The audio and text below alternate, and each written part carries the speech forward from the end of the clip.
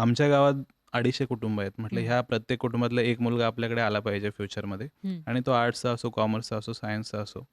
त्यामुळे आय-टीमध्ये असं काही नाही की तुम्ही सायन्स बॅकग्राऊंडमध्येच असले पाहिजे. म्हणजे अच्छा. मी बघितलंय हां. यूएसमध्ये सुद्धा कितीतरी लोकं आहेत जे आर्ट्स बॅकग्राऊंडमधून म्हणजे आलेले आहेत, पण त्यांना नंतर आय-टी करावंसं वाटलं. ते बूट कॅम्प जॉइन करतात आणि 6 महिन्यात रेडी होतात आणि हं. जॉइन करतात.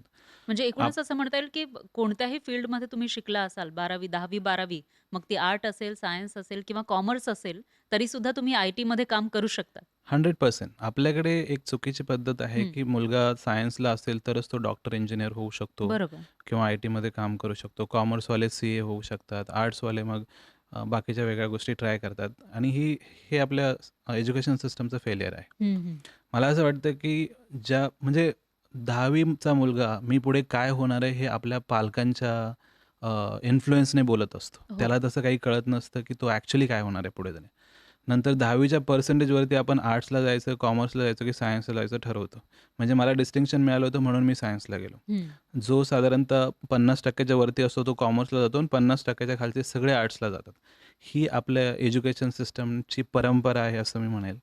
पण मला असं वाटतं कारण मी माझ्या अनुभवातून हं, बघितलंय, हं. की कितीतरी असे मुलं होते जे बॅक बेंचर्स होते. कॉलेजमध्ये ते अगदी 40-50% पास होऊन झालेले, पण ते आज यूएस, ऑस्ट्रेलिया, यूकेमध्ये सेटल्ड आहेत आणि चांगलं काम करतायत. हं, हं. आणि काही खूप टॅलेंटेड मुलं होते जे मे बी टॉपर्स म्हणेल मी त्यांना, तेही आज फेलियर आहेत. हो. So I have seen such examples. हं. म्हणून मला असं वाटतं, की ज्याला पॅशन आहे, ज्याला इंटरेस्ट आहे, ज्याला त्या फील्डमध्ये ते आवडलं, त्याने ते करावं. हं, आणि म्हणून मला असं वाटलं, की आर्ट्सचा असो, कॉमर्स असो, आम्ही फक्त त्याला विचारतो, "तुला हं. खरंच आय-टीमध्ये इंटरेस्ट आहे का? तुला करायचं आहे का हे?"